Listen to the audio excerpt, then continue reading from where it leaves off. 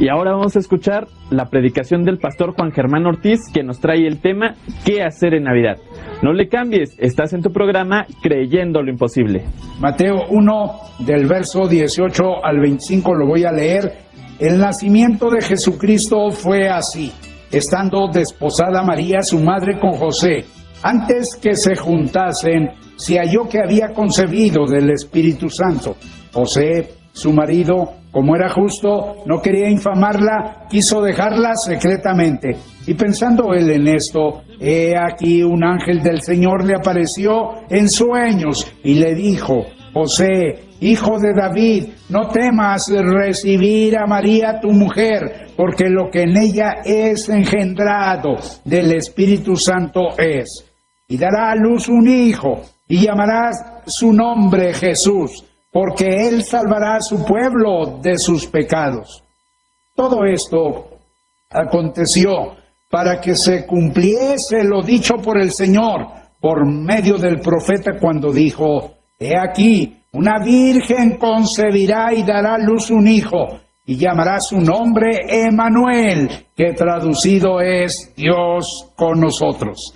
Y despertando José del sueño, hizo como el ángel del Señor le había mandado, y recibió a su mujer, pero no la conoció hasta que dio a luz a su hijo primogénito y le puso por nombre Jesús. Es curioso lo que hacemos, lo que la gente hace en Navidad. Por ejemplo, algunos esperan que un anciano obeso, vestido de rojo, con un costal, trayendo regalos, entre por la chimenea, aunque no tengan chimenea. Otros comen pavo a medianoche, es decir, a las 12 de la noche, como si fueran satánicos, logrando con ello tener una gran acidez estomacal. Otros se ponen calzones de colores. Yo no sé exactamente qué color es el preferido en Navidad, pero los que sí sé es que hay gente que anda muy llena de colores en su vestimenta interior. Otros compran regalos como si el mundo se fuera a acabar.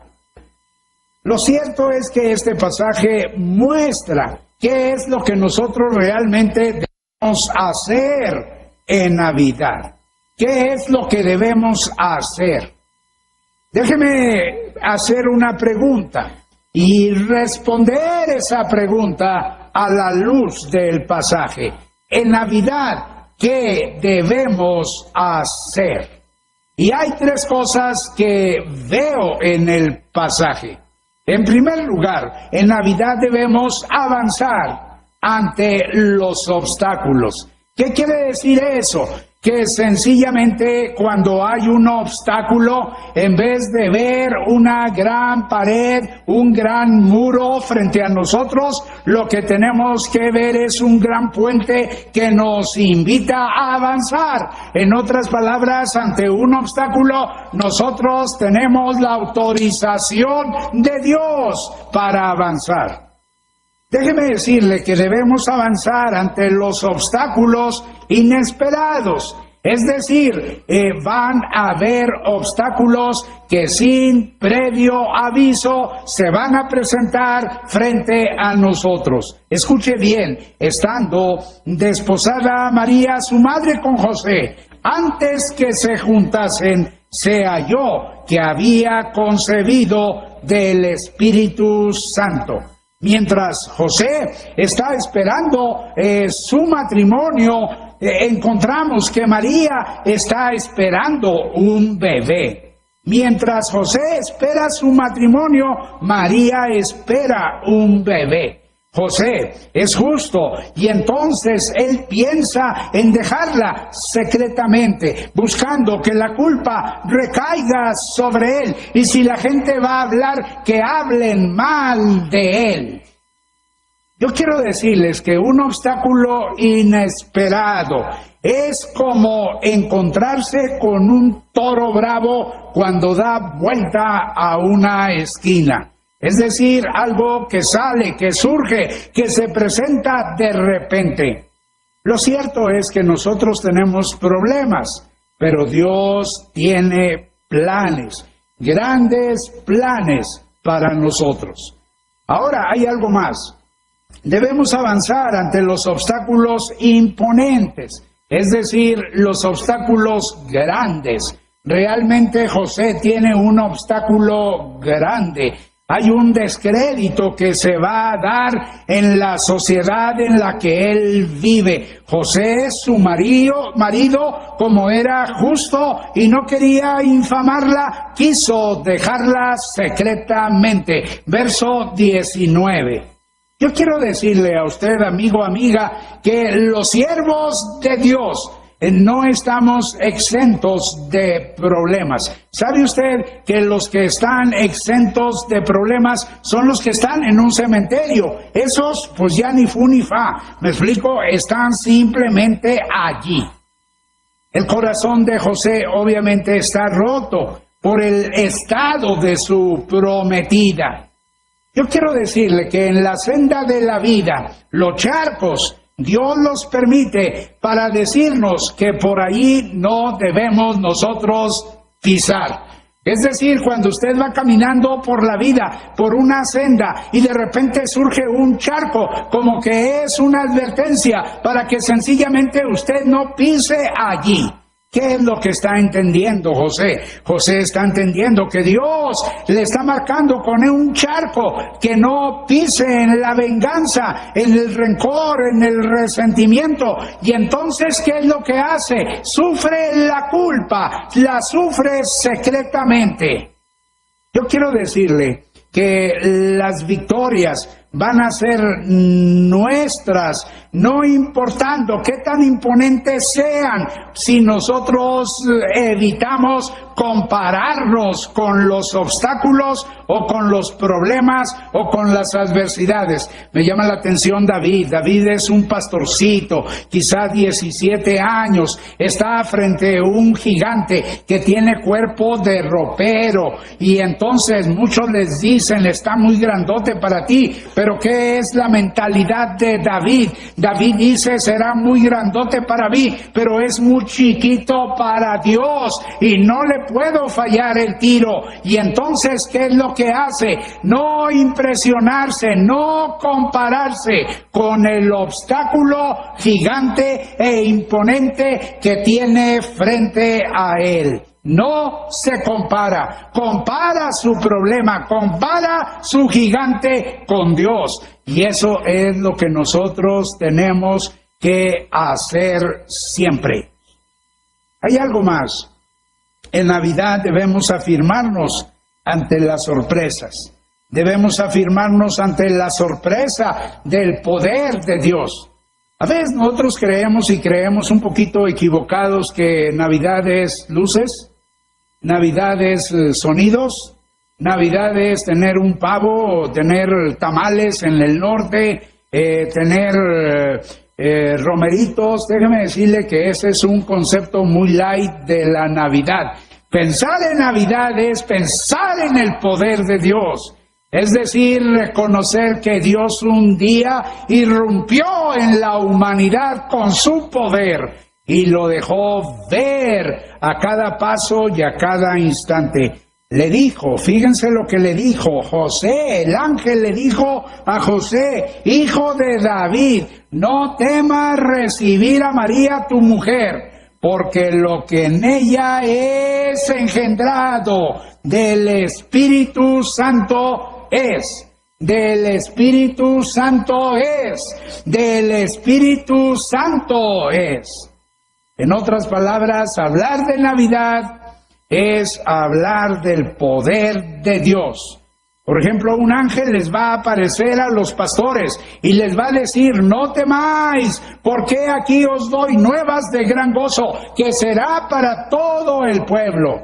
Pero ante los magos de Oriente, una estrella se va a presentar y les va a guiar y les va a llenar de gozo. Esa estrella, si usted me pregunta cómo apareció, qué era, la verdad ni sé ni me importa. Lo que sí sé es que surgió y estuvo en el firmamento guiando a los magos.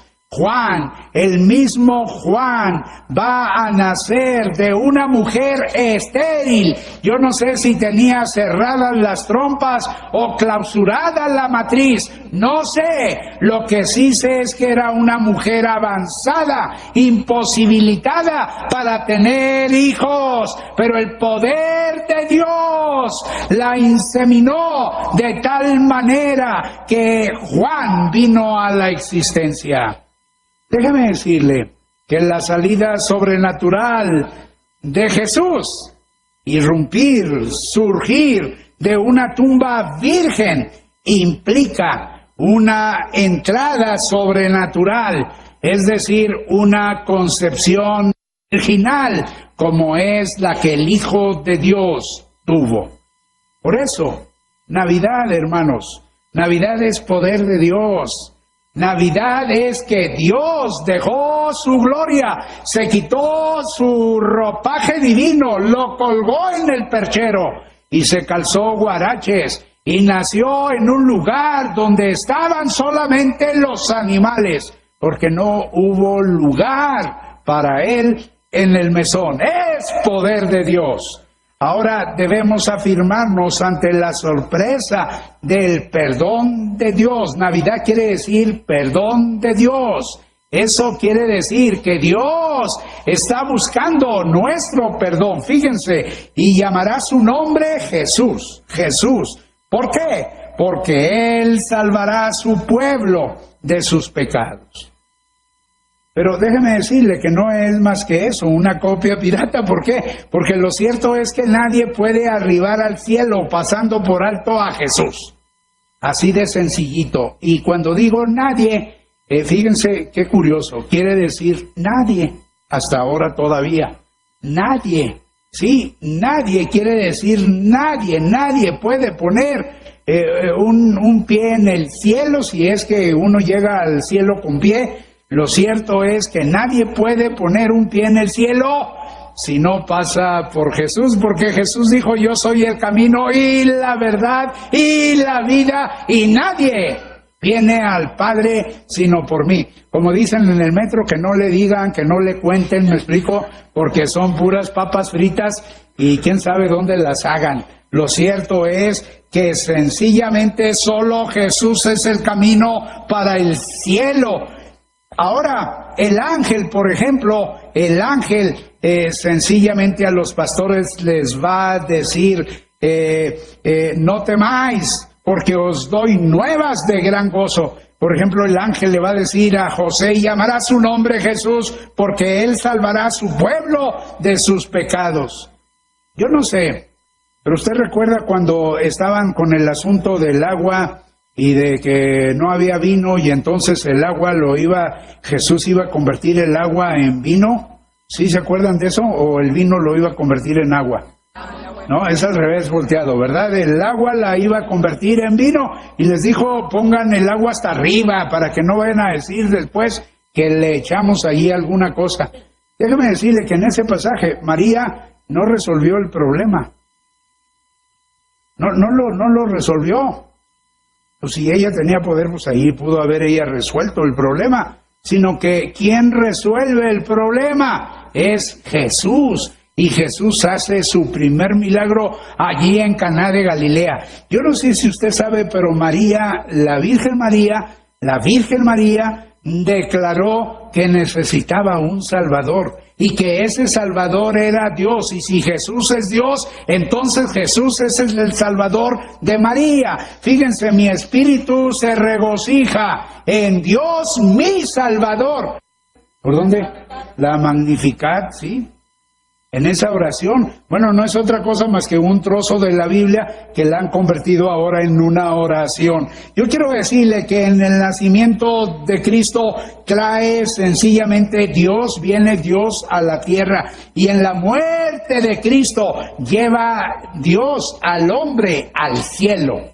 Por eso debemos estar contentos en Navidad, porque en Navidad es el arranque del plan de Dios para que usted pueda estar un día con el Señor. La última cosa, en Navidad debemos aprovechar las oportunidades.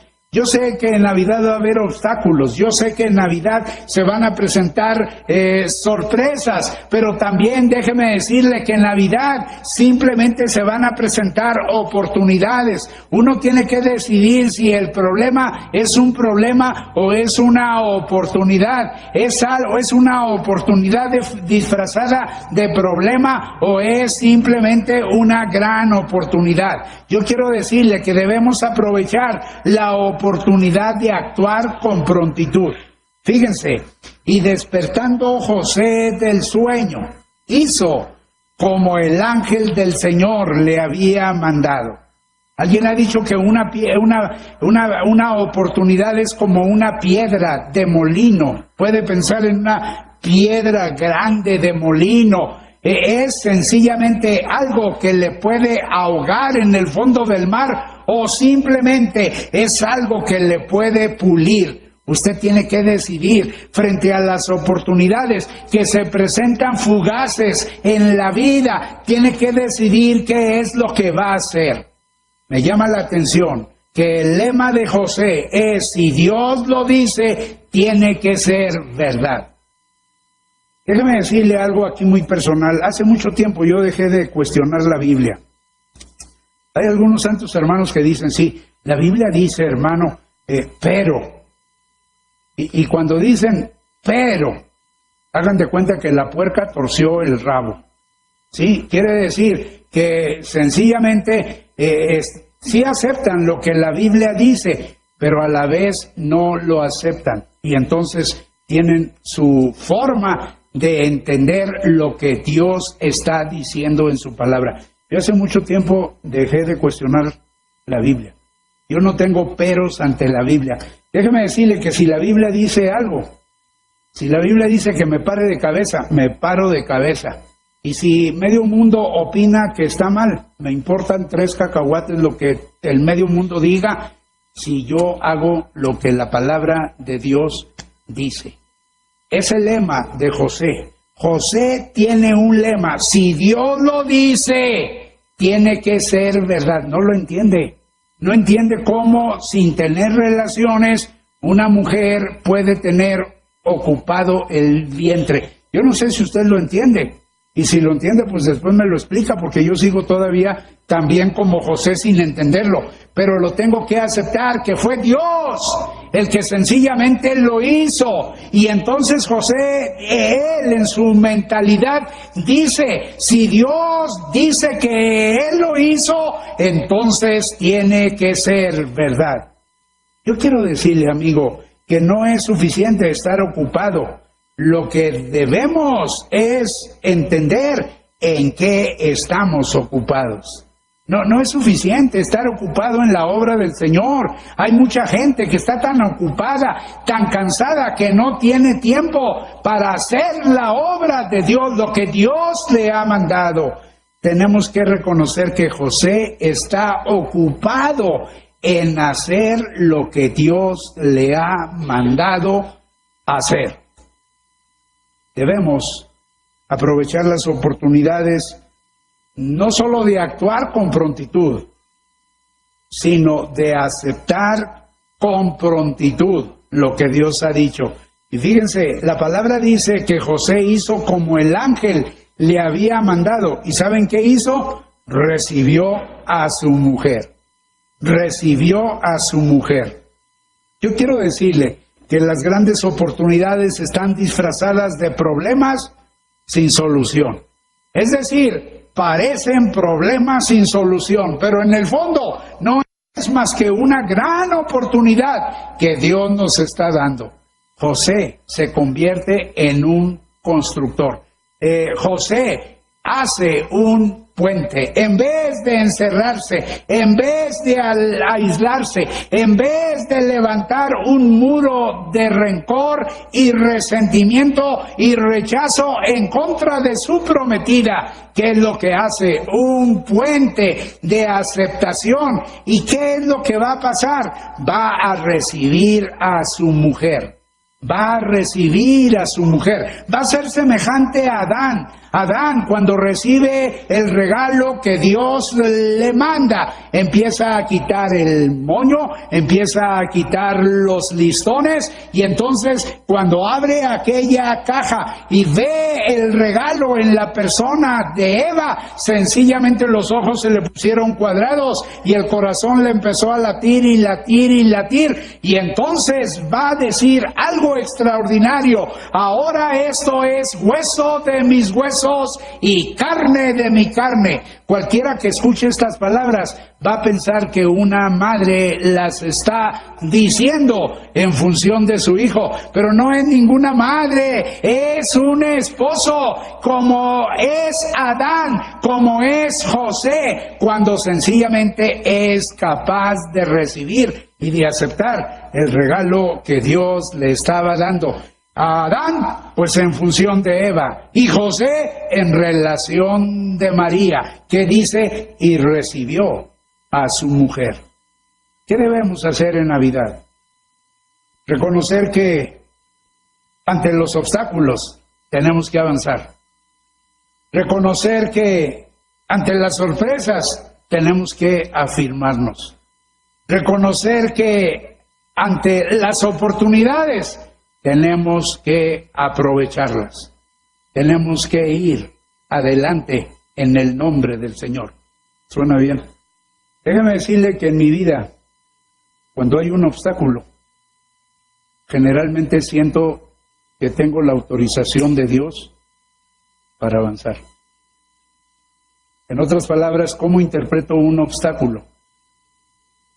Como la autorización de Dios para avanzar. Yo no sé cuál sea el obstáculo que usted esté enfrentando. No lo sé. Pero lo que sí sé es que es el tiempo. Navidad es el tiempo de avanzar. No sé qué sorpresa le depare Navidad, la vida, pero es el tiempo de afirmarse.